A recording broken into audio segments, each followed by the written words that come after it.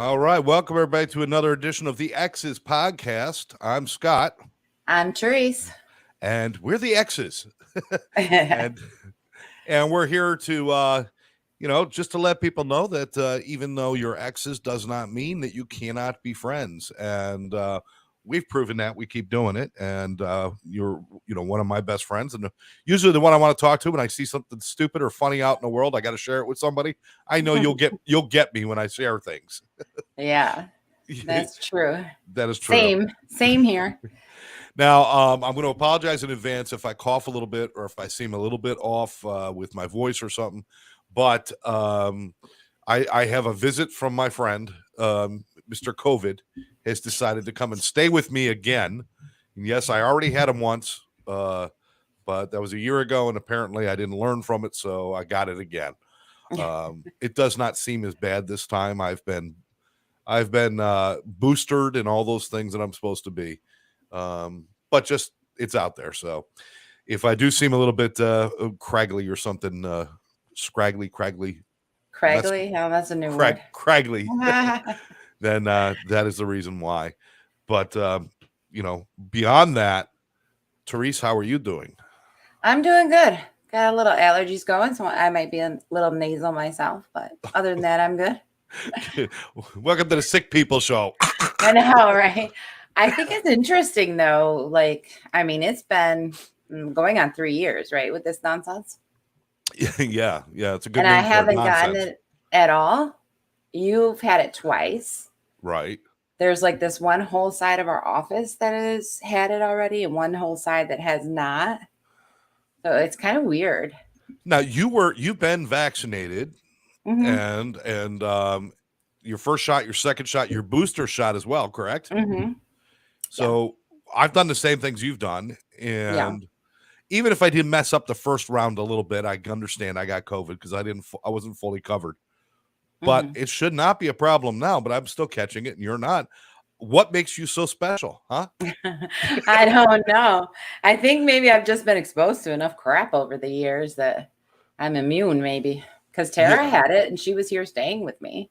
I mean, I wasn't in her face, obviously, but she also wasn't just in her room. She was in the living room. And Tara did have it. Tara did have it, yeah. Okay. Around her winter break. We got a hi from Sandy, Mom. Is saying hi, Mom. And Karen is saying hi. Hi, Karen. Karen is saying hi from her seclusion as well, because guess what? She's positive, too. Yes. Yes. Karen see, it's that traveling. Well, we did travel quite a bit. We haven't been on the show since I got back from all those trips. Right. Where it was like my daughter's wedding reception we had, and I took a trip there. The very next week, I had to be in North Florida. But to go to North Florida from South Florida, you have to go to Texas first. Didn't know this. Went to Texas, then we went to North Florida. And then we had to spend a night and a half in Orlando this past week. So it's been a lot of travel, a lot of exposure to people, but at one point you just got to kind of move on and think that everybody's going to get this eventually, except for you. Yeah. But it's turning out now. I think it's evolved to a point where should not be a big deal. Listen, if you can get vaccinated, get vaccinated. If you don't want to get vaccinated, don't get vaccinated. Just shut up about it. I mean, now it's become something we're just going to deal with. It's a flu that's going to come around. It'll probably become a seasonal thing, and some people will get it and some people won't. Now, you never really got the flu anyway, did you? Like normally, you don't get those things. No. Little viruses here and there, but no, I've never had the actual flu. Yeah, so it's like something, you got that super thing in you. We should test your brain. Not my brain. Why my brain? I don't know. My immune system. Where does that come from? Blood work. Oh, okay. I'm not going near my brain. Thank you very much. I didn't go to medical school. You're the nerd. I don't know where the immunity comes from. I thought it was a part of the brain. We'll just cut out a little bit. No. No, that'll just mess up your hairline really terrible, though. Yeah. You know what we're going to talk about today? We're going to talk about fear. Fear. And you brought this up. I did. What had you thinking about fear? I don't know. I just, I listen to a lot of true crime, as you know. So I might have a few new fears, but I don't know. I just thought, think of a topic, something that we can kind of come back to if there's a lull or whatever. Okay. I just thought it'd be interesting. All right. Well, for those of you out there listening, please chime in and say hi, because I know there's a few of you out there that are watching. I can see it, but can't respond to you unless you comment. So please comment and join us, and make sure you share this with your friends and like our podcast. But fear's a good one, because fear has a way of not only messing with individuals, but it messes with relationships and everything, because fears are everything, like insecurities and jealousies and all those things. Those are all kind of part of fear. So if you're a fearful person who's afraid all bad stuff is going to happen, you're always assuming that people are going to treat you poorly too. And that's kind of scary place to be. It is. Yeah. But I don't know. I mean, there are legitimate fears, people. There are legitimate ones. Spiders, that's a legitimate fear. Oh, okay, because those little tiny spiders are really going to hurt you. I don't like the spiders. I know you don't like the spiders. I don't like the spiders. But I had to kill the big cucarachas when they came in. I'll tell you that. Yeah. Yeah. But I don't have a fear of alligators and snakes and all the different things, but spiders somehow still freak me out. That's why I am so happy when I see all the lizards living on the front porch, because I know they're eating all those little spiders and bugs. So they're my friends. They're your friends. They're my Izzies, my little Izzies. I was going to say, did you name them? No, I name them all Izzy because I can't tell them apart. I can't remember people's names. How am I going to do it with like freaking lizards that all look the same? Everywhere I go, I'm constantly cheating because I don't remember names well. You were good at names. Yeah. You remember shit that you read in People magazine 28 years ago about who's dating who. I can't remember. I barely remember my kids' names. The two or three of them. Right. No, but I'm terrible. So I got to use things like, I got to say, hey buddy, hey pal, Yeah. Do you guys do it? Because guys could do it because, hey man, what's up? Hey buddy, what's up? How do girls get away with it? If you don't remember somebody's name, you just say hi. You don't have to put a name on it, like a buddy pal. No. Hi, how are you? Oh, that's so girly. Well, you asked a girl. Hello. Hi guys, it's Lynn. It's Lynn joining us. She goes, "What do you mean we're good? What do you mean we're good?" I'm not sure what she means. No, I'm just saying that guys, we don't remember things, and we come up with like phrases to figure things out. But my big thing is I call everybody brother. How you doing, brother? How you doing? And unfortunately, I know this is wrong in today's age. This is wrong, but it's a female. If I can't remember her name, I'll call her babe. And I know that's probably not right. That's probably not right. Yeah. Well, your opinion. I know you're saying probably not. Would you be offended if somebody who kind of knew you said, "How you doing, babe"? Yeah. Why? I don't think babe would be a good one. That's more of an endearment, that like somebody well. I would say even honey would be fine. Honey? Yeah. I mean, I call my patients honey. Okay, honey, see you later. I don't know. It's just, but Okay. babe is more intimate, I think. Well, I think honey's more intimate. You do? Yeah. I mean, babe, I just call everybody babe, but I don't call people honey all the time. Yeah, I'm not sure. I guess matter of opinion, I guess.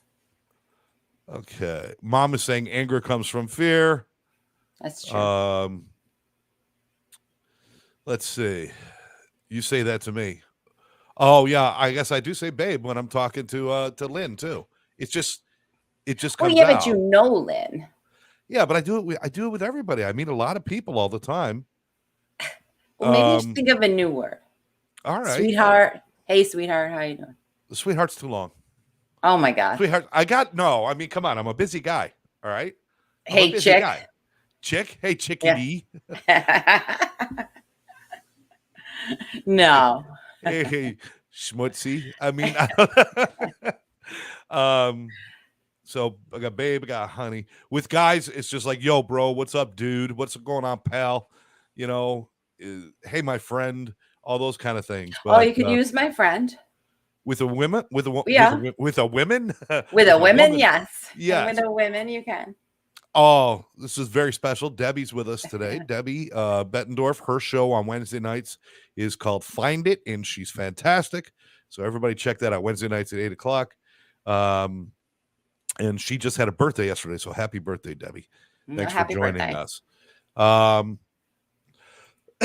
Oh, yeah, here's a suggestion. When you don't remember somebody's name, hey, you. That's not help. That's my mom giving me advice. This is why I screwed up. My mom's advice is to say, hey, you. Hey, you. Yo. Yo, yeah. That's why I love podcasting, because everybody's names are listed here. I see a little, I'm going to mess mine up next week. You I got. Or next time. You I got. It only took 40 years of knowing each other for me to get your name right. But anyway, it's just that thing where I don't remember names well. I just don't have that. I just don't have that. I don't remember dates. I don't remember names. And it's not because I don't care about things, but I mean, I finally got all of my kids' birthdays, but then I realized I never learned the years. So, you can mention your kids' birthdays in years without even thinking about it, right? Yep. Why can't I? What is I don't know. What is it in the man's DNA that makes us stupid that way? I don't know.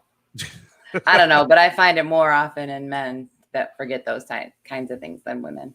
I mean, I'm always the one that's always texting everybody, reminding them it's so-and-so's birthday today, so-and-so's birthday today. Yeah, just because we're not living together anymore doesn't mean you can't still remind me every once in a while. Thank you. I think I did. I think you actually did. No, never mind. You did, didn't you? I think I did. Recently, yeah, you told me about something. Of course, I forgot which one it was because, oh my God. Oh my God. Am I just, is it me or is it a lot of guys who are very bad at that stuff? I would love to hear people think. Debbie says I don't remember because I didn't birth them. Oh, that's a good reason. Apparently that was slightly traumatic. I know you guys make a big deal out of it like it's something special. But but no, it's really not. Yeah, she says you would not forget if you birth them. That's probably true. You would remember that. But that's just something. It's just one of those things. And I know I'm guilty of it. And you had to put up with it for years of me I don't remember dates and I don't remember anniversaries. And I barely remember holidays. Every year I gotta figure out when is Valentine's Day, because once it's passed, it's forgotten. Yeah. And it's but it's on a different day every year, right? No. I mean, it's still on the 14th. Oh, it's on the 14th every year? The day of the week might change, but it's on the 14th every year. Yes. Oh, I thought it was on the first Friday or something every year or something. No. See, I don't get any of that stuff right. I don't get any of that stuff right. Oh my God, it's so bad. What happened to Gary? He was good on the show. James, once again, you're on the wrong show. Gary and I do our shows on Monday nights. It's called Live Out Loud. Gary and I was talking to him today. We'll be doing a show very shortly.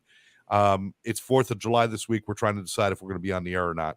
But Gary has not gone bye-bye. But James, thanks for joining us with our Exes podcast with Scott and Therese. We're talking about men and women. Basically. All right.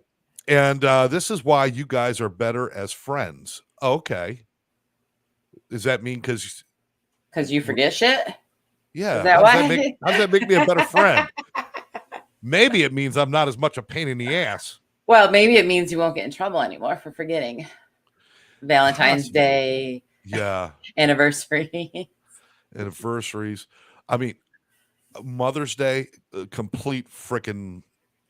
It's in June, right? Well, no, it's in May, but they remind you for how many weeks ahead of time?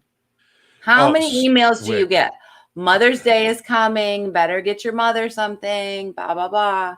That's true. That's true. So pay attention. That's true. And thank God for things like DoorDash and stuff where you could just have something delivered to their house. Oh, good Lord. Oops, I forgot. I better get yeah, on here quick. we go on DoorDash and have a turkey from Publix delivered or something. So fears. Fears. I have a lot of fears. As you Yes. know, I have a fear of heights, fear of flying, claustrophobia, blah, blah, blah. But one kind of irrational fear I heard from a friend of mine. And when she was single, she's like, oh, one thing I hate about being single is I'm going to have to be buried alone. And I kind of chuckled and I'm like, well, you really won't care because you'll be dead, right?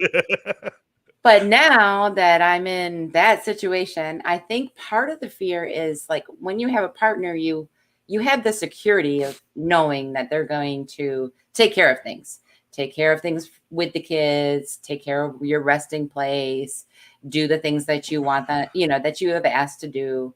And when you don't have a significant other, you don't have that security anymore. So that's I can kind of understand that. Yeah. Yeah. But Well, I'm not going to be buried, so it doesn't matter. they've got, well, none of this matters then. I'm just going to be packed in a crate in the attic. Well, one of the things is that we have living wills that actually should cover all of that. So if that's something somebody has a fear of, that could be one way to kind of at least buffer some of that fear, is that you could write these things down, have it put away in a safe deposit box or somewhere, and then everything that you wish for to happen will happen. I mean, they do that. But as far as if you're worried about being buried alone, my suggestion is this: with the divorce rates that go on in the world today, there's going to be a lot of empty couples' graves. Like, what you want to do is you want to keep track of who gets divorced in your community. And then if their wife or their husband remarries, then you call them and say, listen, I hear you got some extra space. And then get buried with them. I mean, they're a stranger, but you won't be alone. It's just, it makes sense, right? Yeah. But what happens if two people like buy graves together, which is a lovely thing to do? I actually don't get that. I don't get that. I mean, could you imagine on your birthday, me bringing you a card and then a little picture of your gravesite in there? No, really. With the crime podcast you watch, you'd be calling 911. Look, planning my death. Yes, and guess what? We're going on deep sea fishing tomorrow with concrete blocks and a tarp. No, but there are people who think that you get the couple's grave sites, but then there's a divorce. What happens then? I mean, if you get remarried when you die, do you go back with the original, or do you? I just don't know. Well, if you get remarried, I would think you would want to be with your present spouse. Debbie says, "Oh my God, the way your brain works." Yeah, you don't want to, Debbie. You don't know the half of it. Therese will tell you, it's not a pretty when it gets rocking here. I mean, here's the thing: if I ever bought like a his and her gravesite, and then we divorced or something, I would lease one of them out. It'd be a great place for storage, like Christmas trees and stuff like that. Just rent it out of space. It's awesome. Yeah, you can't rent out underground. Yeah, you put a door, a trap door. Pretty soon, we're going to run out of space for people to be buried. We're going to have to start, rotating some people out. Well, I talked to Jessica. I'm not getting buried. I'm going to be cremated. Divorce rate. Call the single one to get buried with them. Oh my God. Okay. There you go. That's what you do. But you're not getting buried? No, going to be cremated. Okay. Excuse me. Isn't that like against the church stuff? Well, I don't really follow the church stuff. And they have, I didn't learn this until my mother was, older. But she said, because when she told me she wanted to be cremated, I'm like, I thought that wasn't allowed. And she said, no, they allow it now, but you have to make sure you bury half of the ashes or something. So we had to do that. But with me, I haven't been a part of the Catholic Church for a long time. So I told Jessica, I'm like, don't even tell them I'm Catholic. Just tell them I want to be cremated. I want a nice little memorial. And then you each pick out your urns and just take me along with you in your life. Oh, my God. I like that, though. That's what I like. I think you should be able to do it in the backyard barbecue pit. I think you should. No, I mean, do it yourself. Kind of, put an apple in my mouth, put me on like a spit, like a pig roast, and just kind of let me go until there's not much left. It's a lot harder than you think. Yeah, I know. You need some extreme heat to really kind of. Yeah, that's how people get caught. They try and burn bodies, and then it doesn't work. Oh, here we go. True crime again. So, people, if you don't have access to a crematorium, don't try to burn bodies. That's right. People are just stupid. Come on. You should learn this. Basic 101 science here, people. Let's see. My kids made their dad into stones. I think, this is Lynn. I think she had mentioned this, where you could actually have the ashes made into like stones or something. Now, like stepping stones, like for it could be stepping stones. garden. It could be stones for jewelry. It could be a lot of different things. Yeah, they can do jewelry too. Yeah, yeah. And I like the idea of having somebody's ashes.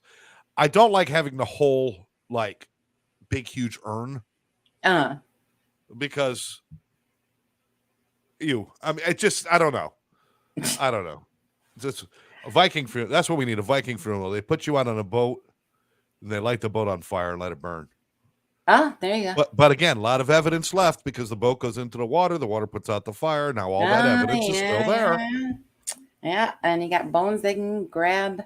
That's right. Info from back in Viking days, they weren't worried about DNA evidence or fingerprints even. Well, that's true. If they didn't catch you actually holding the axe and the severed head, you were going to get away with it. It didn't matter. It didn't matter. Oh, okay. All right. So that's an interesting fear, though, a fear of being buried alone or dying alone, I guess, and everything that's left behind. Yeah. I've got this thing. It's not a fear, but it's an extreme discomfort of eating alone in a restaurant. I've got this super discomfort about it. Now, part of that might be because of my past, that if I was alone in a restaurant, I sat at the bar and I drank myself into oblivion. That was my past, obviously.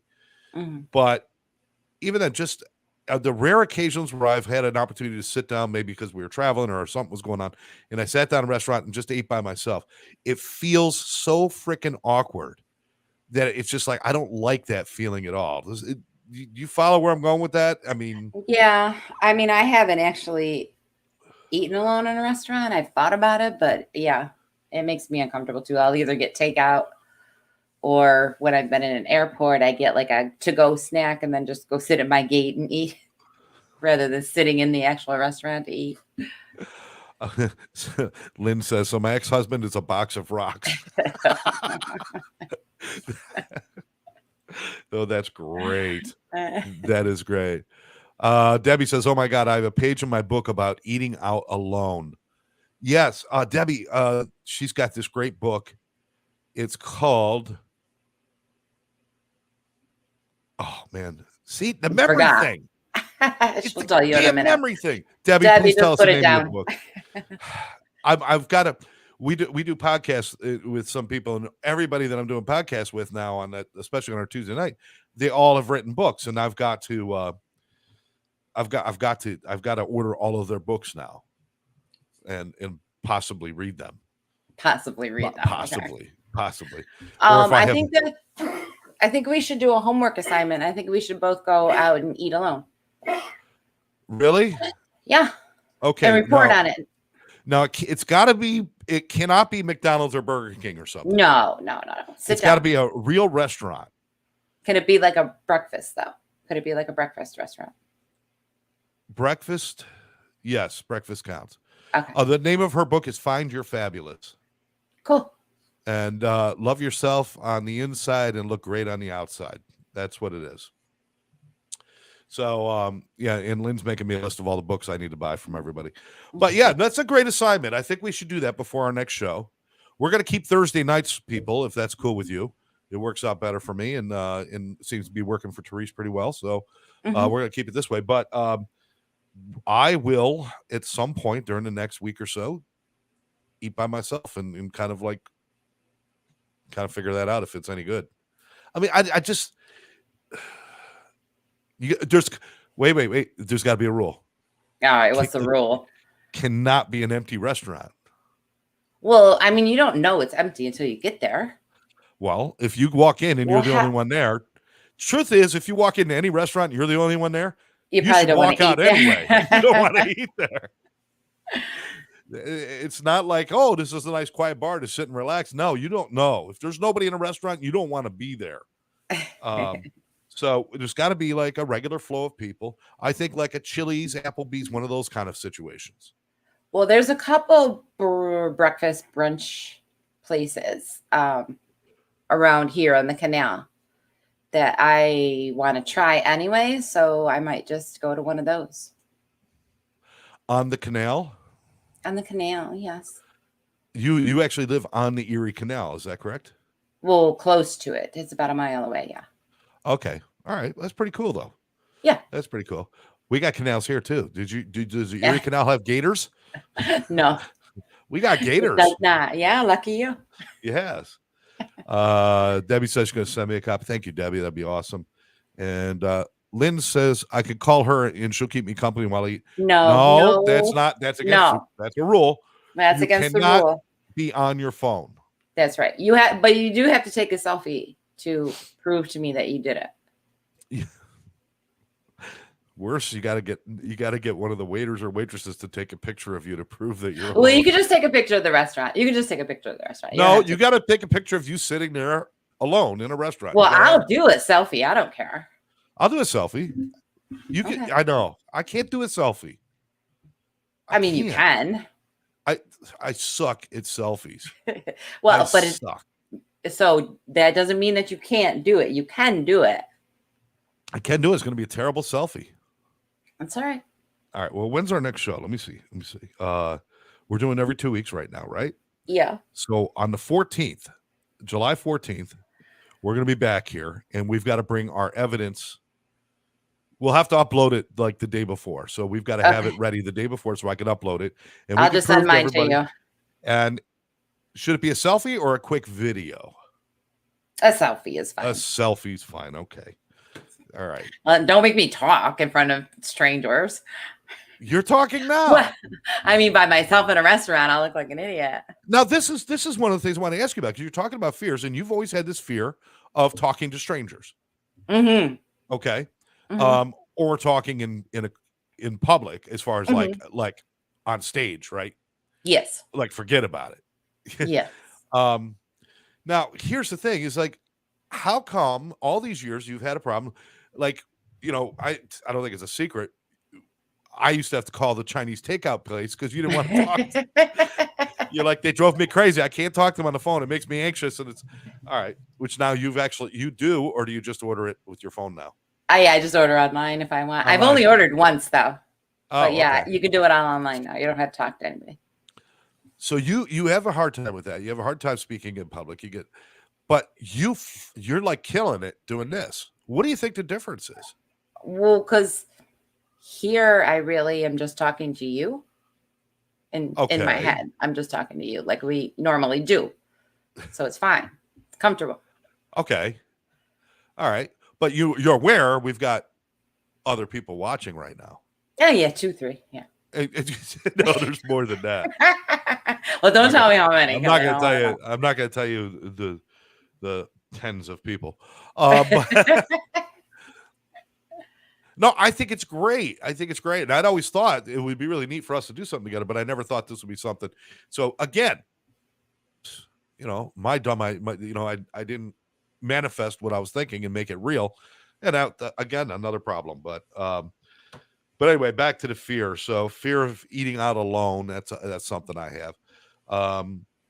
But I think my biggest fear, that this is a strange fear. My biggest fear is that I'm going to cut my finger off with a knife while I'm cooking dinner. Wow.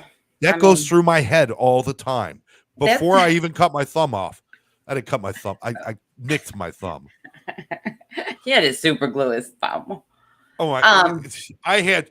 We had the full-fledged emergency. Blood was spewing all over the place. Spewing. There was a little spurt.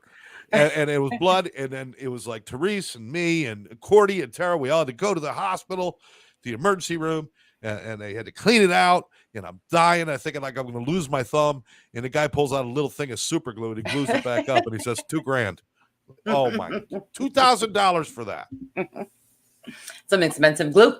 I don't need that. I know how to glue stuff together with my Well, with that's true. glue, especially my fingers. Yeah, especially your fingers. But I still have that fear, like even when I'm watching cooking shows, and I love cooking shows, when somebody looks like they're doing with a knife really fast, I look away because for some reason, I've got this really awful fear. I don't even know where it comes from of chopping off a digit. So you have a fear of them chopping off their digit on a cooking show, but you can watch a horror movie where they're chopping off people's heads and just sit there and watch it. But yeah, but oh, that's cool. Oh. See, but the thing is, if they chop off your head, it really doesn't matter if they cut your finger. They never, you know why they don't do it? Horror movies, it's not like the bad guy comes up and goes, snip, and snips off the finger. They always catch them and hurt them in bad ways first because... Well, they do that in gangster movies, though. In gangster movies, and I can't watch that either. Oh, okay. You think it to keep it from happening. Yeah. I mean, if you think about it too much, you'll do it. And that one time I almost lost my whole hand that time. Your whole hand. Did you know it was a minor injury when I did it? No, because it was bleeding quite a bit. Thank you. And you got a little whitish. I was pale. Yeah. So I was pale. I mean, like, all right, he's gonna pass out on us. I mean, I stuck an axe in the back of my hand. You know, everybody remember that scar? And I mean, I've done things to myself, but for some reason, when it's about cutting a finger off or something like that, oh, even thinking about it now, I'm not even going to go near my kitchen tonight. I'm just not going to. You know what made me say, ooh, today? What? I was reading somebody's medicines on my thing, right? Lynn says I'm a baby. Well, you have no idea. But you know, they have all of those ED pills, the little blue pill. Yeah. Blah, blah, blah. All right. Well, so this one person has an injectable ED medication that you have to inject at the base of your penis. And I was like, oh, this gotta hurt. Oh. My legs crossed. You didn't see it. My legs crossed. I said the same thing, and I don't even have one of those. But I'm like, oh, that's not good. That's desperate. Yeah. If you're gonna do that, you can just slam it in a car door. It'll get bigger. Scott, with all the random violence that happens every day, do you ever fear being at the wrong place at the wrong time? Lance, that's a great question. Every once in a while, it will, because of where I go and what I do and how, working with people with addictions and everything else. Every once in a while, I might think about the situation I'm walking into. But the truth is that, when you believe enough in what you're doing, you that stuff all takes a back seat. The world's a messed up place. And the truth is, this violence is happening in our grade schools. It's happening in our shopping malls. It's happening in our churches. Hospitals. The wrong place at the wrong time is anywhere you are. I just think we got to stop worrying about the place and start thinking about the people. Start thinking about anybody out there who's suffering with mental health, with addiction, with any kind of issues. Get them help, because at some point they're going to end up victimizing somebody. But Lance, thank you. Great question. But you can't live in fear of that stuff. You got to move forward. But this whole injecting the no, we're not doing that. ED, no. What's wrong with the pill? What's wrong with the pill? Take the pill. Jeez. I think regarding that question, I think I don't worry about myself as often as I worry about the girls. Because, one's in New York City, one is in college back and forth, coming home at all hours of the night. I worry more for them being a victim of a random violence. I was just thinking I do for myself. I was just thinking that for you, Therese. Yeah, you got two young grandchildren. Yes. Mackenzie and Quinn, freaking gorgeous little kids, by the way. Thank you. Although I'll say Hazel and Jakey are going to give them a run for their money in the cute category. I'll tell you that right now. Yeah, they're cute. My grandkids, but you've got the little kids you worry about that. You've got your daughter in college you worry, and you've got a daughter who lives in a place named Hell's Kitchen. Hello, warning! A place that's named after hell can't be great. No, but she lives in the city. And then you've got your other daughter whose husband is in the military and a firefighter. There's always risk all around everywhere. Yeah. So do you, that's a good thought. I mean, does that ever really get to you, Therese, where you start thinking about that stuff? Yeah, it does sometimes. It does. But especially when he was deployed, I was worried that, this little baby was never going to know her dad, and Jessica was going to have to raise these two kids alone. And thankfully I was here. But yeah, I worry about things like that. I worry about Tara. I have to look out the window sometimes. If I wake up in the middle of the night and she hadn't been home before I go to bed, I look out the window, see if her car's out there. Absolutely. Lance says, I never used to think about this, but if you watch the news daily, it makes you wonder. Yeah, Lance, it does. And, the news likes to keep us on our toes. The news likes to make us worried. The news is never full of the happy stuff. It always gives us enough stuff so that we can be afraid of something. But at some point, you just kind of got to let go and just hope. There's no place that is completely safe. And you just do the best you can to take care of each other, stay in contact with each other, and be there for each other. That's all you could do. I don't know. That's a kind of scary thing to think about, because every time you turn around, it's a new situation. Yeah.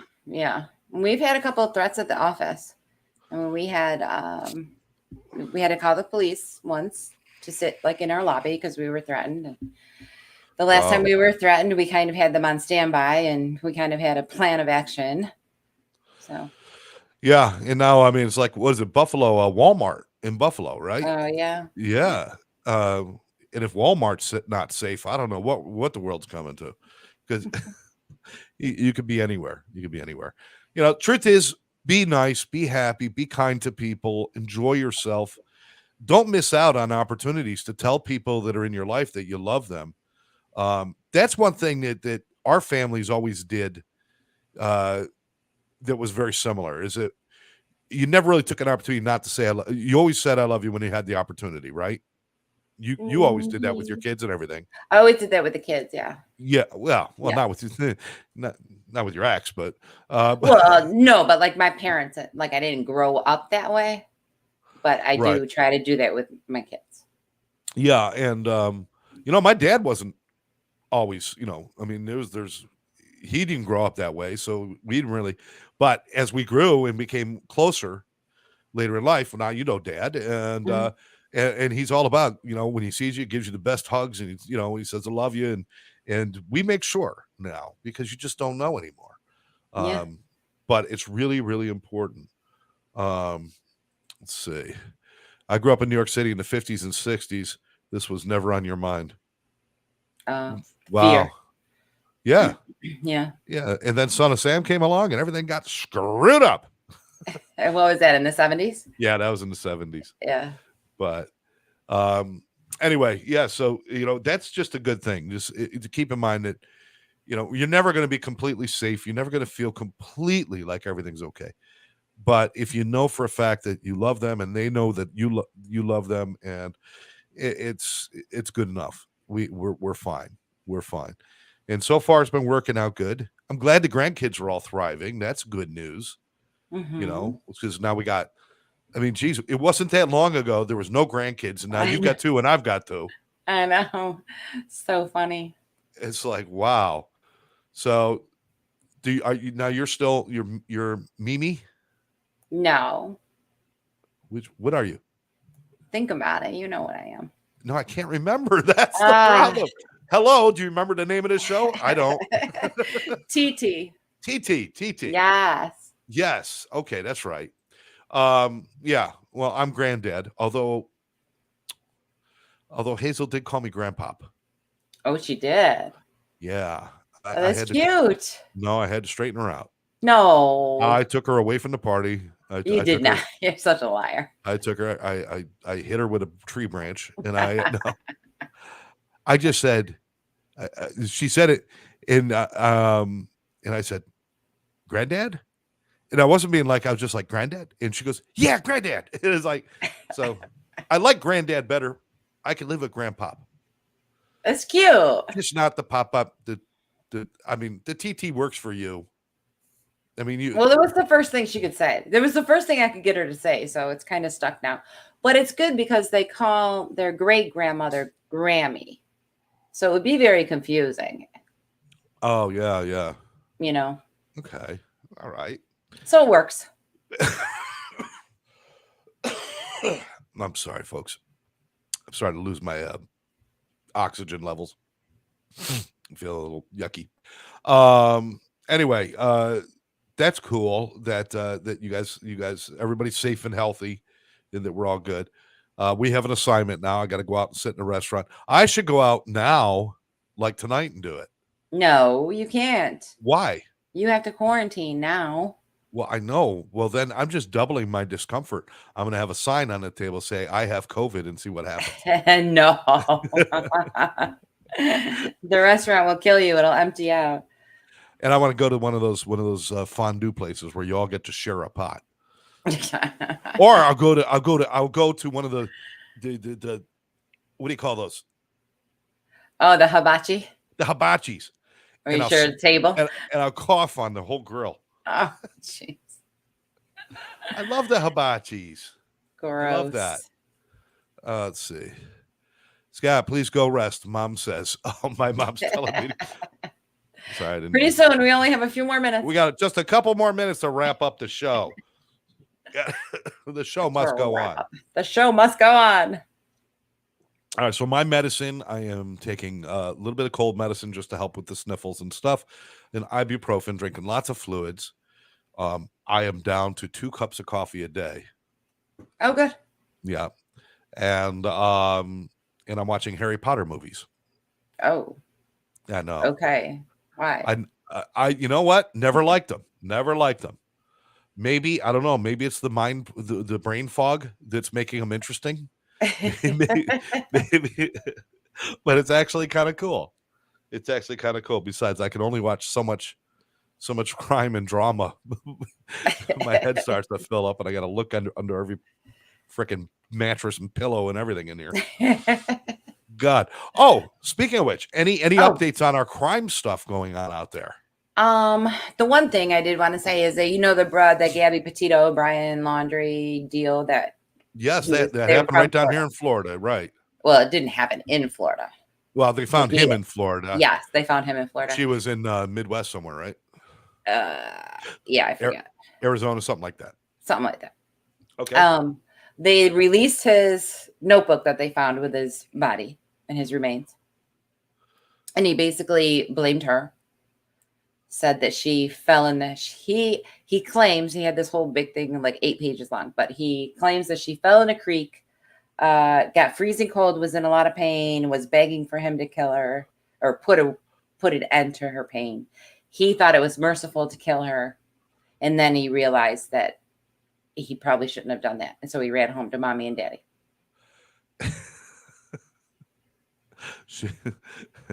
She had a leg cramp, so I killed her, and then I thought maybe I shouldn't have.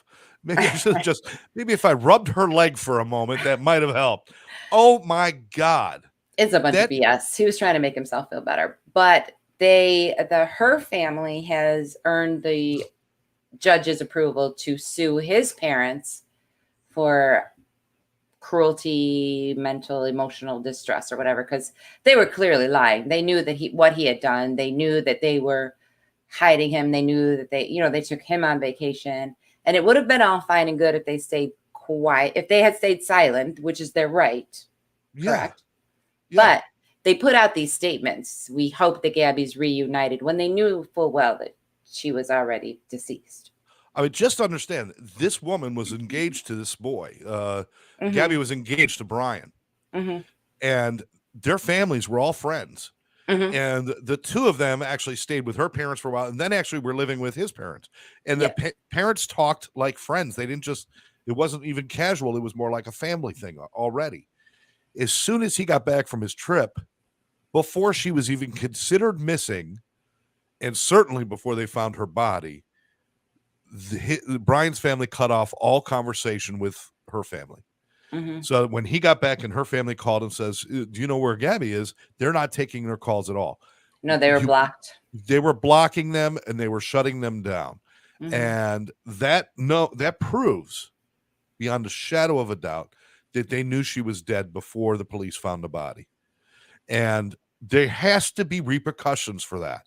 There has to be obstructing an investigation charges against them. They don't have charges. There should, but why shouldn't they're going to be? be sued in the civil court? The families is going to sue them, but there should be, but I guess there's not. And a dog, my friend Dog, your friend Dog. I mean, he was out here searching for Brian too. Yeah, you know, and he even stood in the swamp where they found him, and he says, "I know he's here. We're just not seeing him."